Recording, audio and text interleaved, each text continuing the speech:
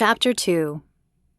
Jess woke to the sun streaming in the window. Yawning, she stretched and sneaked a glance at the other side of the room. Emily's bed was made, but she was nowhere to be seen. A smile played across Jess's face as she realized she had the room to herself, for a bit at least. Who knew when the blonde would be back? Ugh, she hated school. Not because she was bad at it, but because it bored her. The only good thing about college was the ability to take afternoon classes. Not being a morning person, Jess rarely functioned well before her first cup of coffee. What did she have today?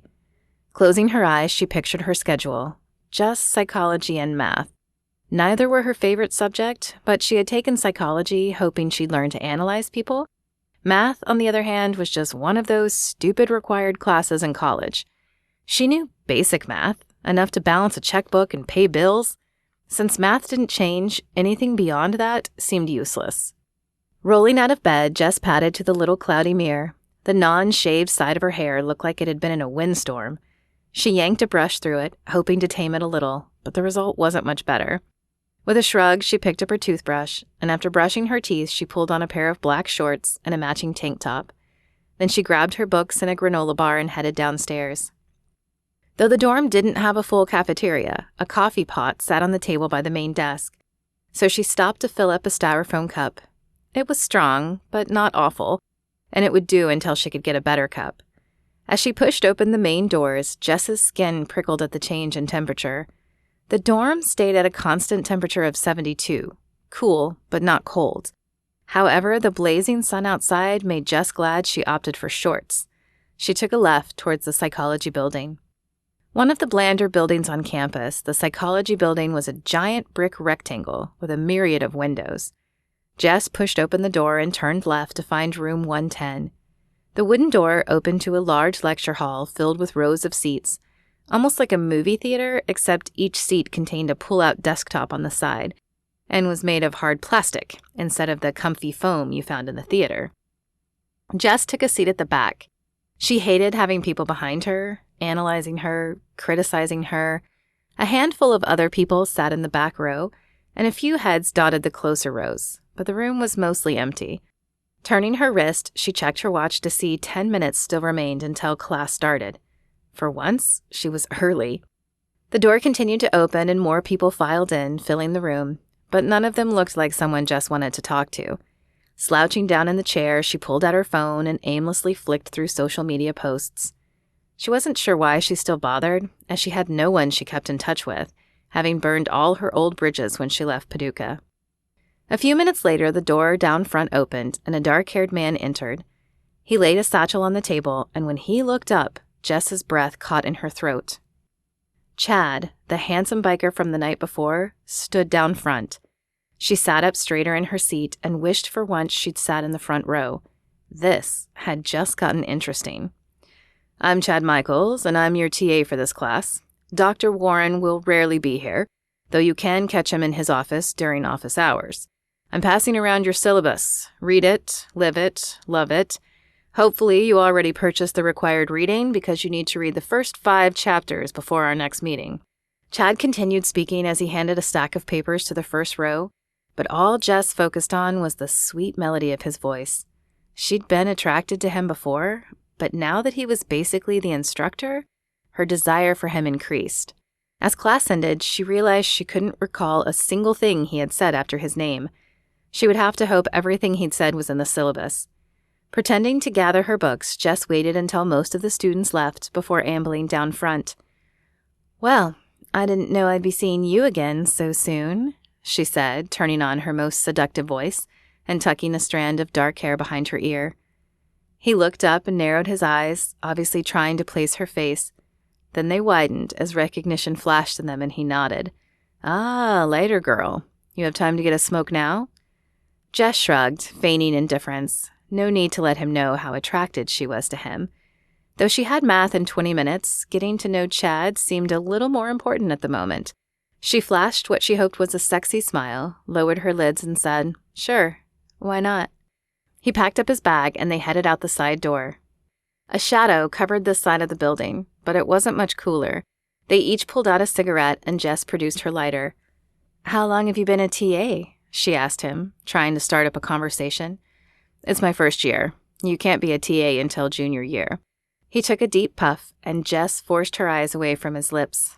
Oh, stupid, Jess thought. Stop asking stupid questions. Where are you from? He asked. A little podunk town, Paducah. How about you?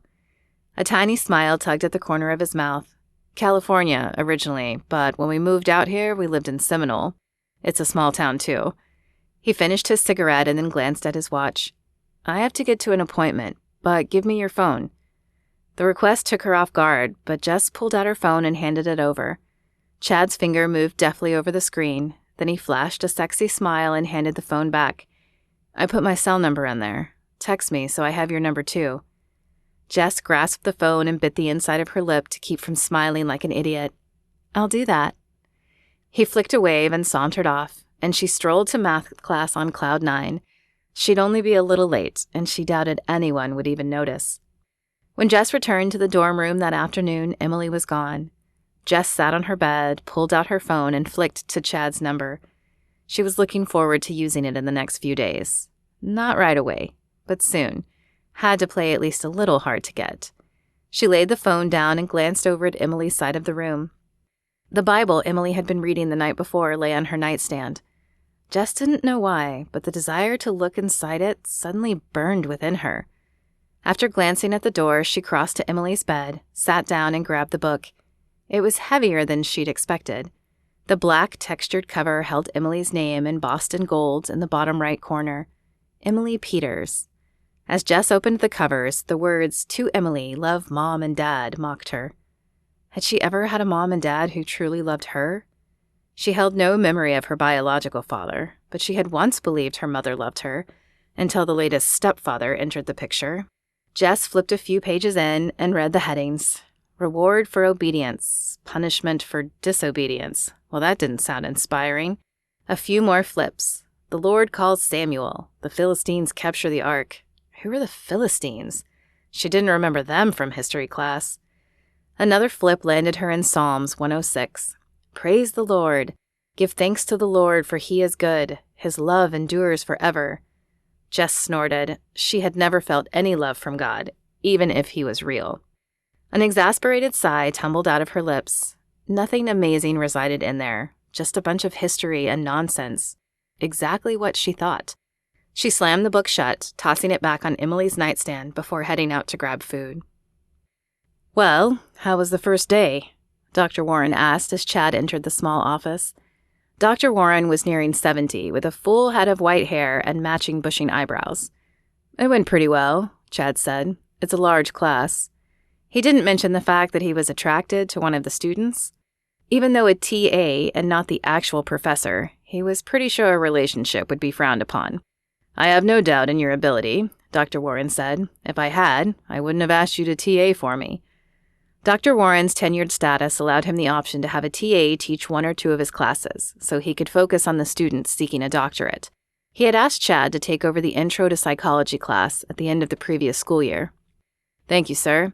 I won't let you down, Chad said.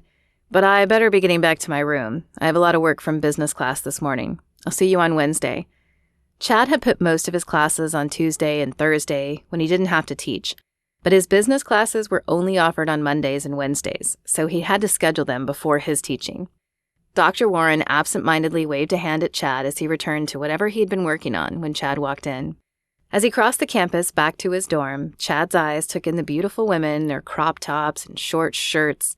Lubbock's warm weather and long summers often meant shorter shorts and tighter tops, as women tried to escape the heat.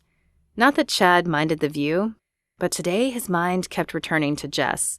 Maybe it was the look in her eyes, but something about her made him want to get to know her better.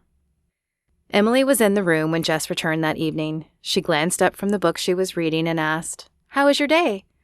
Jess glared at her. Did the girl honestly think they were going to be friends? "Why do you care?" she mumbled in response before pulling out headphones and jamming them in her ears. In reality, she wished someone did care. Other than the meeting with Chad this morning, Jess had barely spoken with anyone. The truth was, she was lonely, but there was no way she would tell Emily that.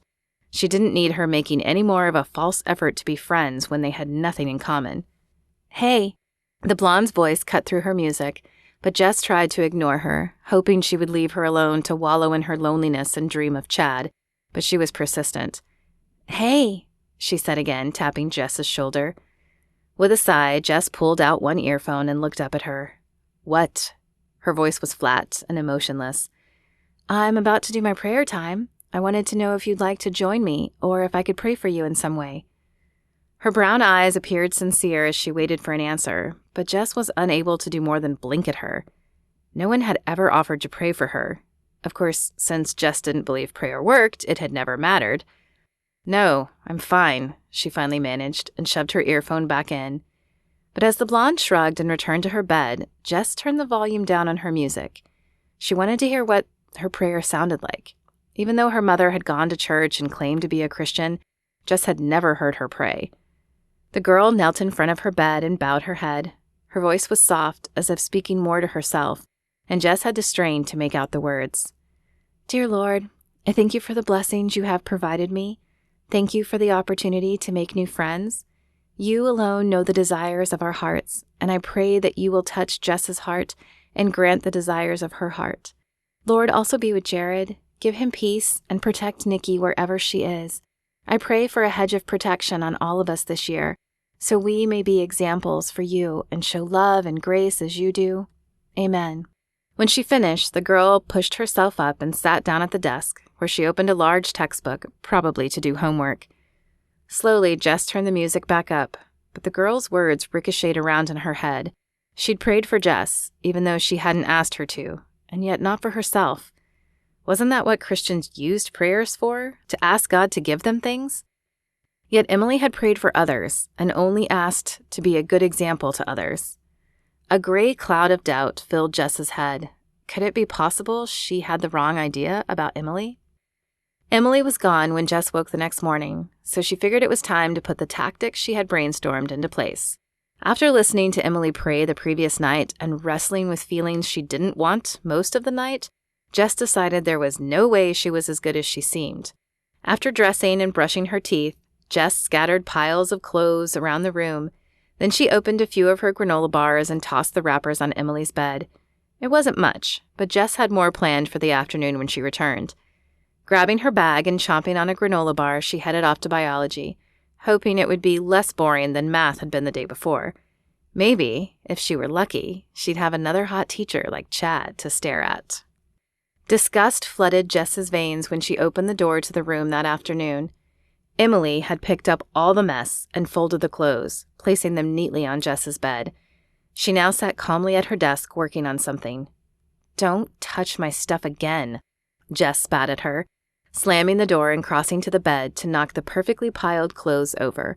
She pushed them with such intensity that some flew off the bed and landed on the floor. Don't leave such a mess, and I won't have to.